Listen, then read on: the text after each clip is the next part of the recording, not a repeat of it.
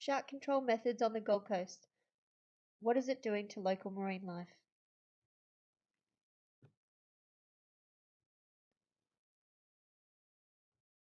Hundreds of marine animals die every year in shark nets and on baited drumlines.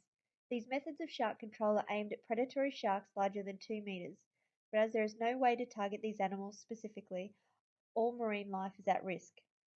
Contrary to belief, shark nets do not provide an impenetrable barrier, and 40% of sharks caught in nets are found on the beach side of the barrier. 97% of sharks caught on baited drumlines since 2001 are at some level of conservation risk, including endangered species. That means that only 3% of the sharks caught were the intended targets. This cull of sharks could affect the fragile ecosystem of the ocean. Sharks are an apex predator, and if their numbers decline, the number of smaller predators increase. This increase would lead to less herbivorous fish to eat the algae. This would then increase the algae that would start killing young coral, which could then destroy an entire reef. Shark nets kill many times more non-targeted marine life than targeted sharks. Turtles, dolphins, dugongs, rays, juvenile whales, and endangered species of sharks have been found tangled in shark nets, and most of them ultimately drown. Shark nets and baited drumlines can come loose in severe weather conditions. This can be a potential hazard to both marine animals and humans.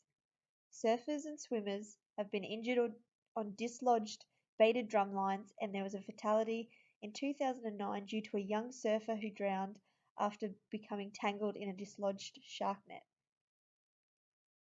Baited drumlines have also been attributed to attracting larger sharks. As the drumlines are only checked every 2 days, smaller sharks can become hooked, becoming larger bait for even bigger sharks. The Gold Coast shark control methods seem to cause more harm than good. Shark nets don't keep out sharks. Baited drum lines are only reaching targeted sharks 3% of the time. And shark attacks continue to happen. Meanwhile, hundreds of marine life are killed and injured on these cruel systems set in place to protect swimmers.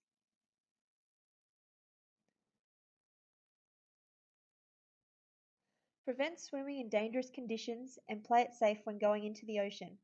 Don't swim around dusk and dawn, as this is the most likely times sharks will be looking for food. Stay clear of any large schools of bait fish, areas where a person or animal has been recently cut or bleeding into the water, and prominent fishing spots, as these circumstances attract sharks. Also check local websites, social media, and related apps for any information on current shark sightings.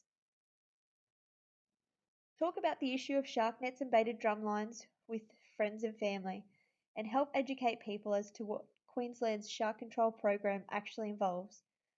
Increasing people's knowledge will lead to better understanding of what is happening in the local oceans. There are a few petitions active at the moment, and the more people that sign up to be heard, the closer the issue is to being recognised and stopped. It costs money to rescue and rehabilitate injured animals, and SeaWorld Research and Rescue Foundation are a non-profit organisation that helps save and protect local marine life on the Gold Coast. SeaWorld Research and Rescue Foundation helped over 100 animals last year alone, as well as funding and supporting several research projects. Donations can be made on the themepark.com.au website, and all contributions go towards the costs of rescues and conservation programs of marine animals. Thank you.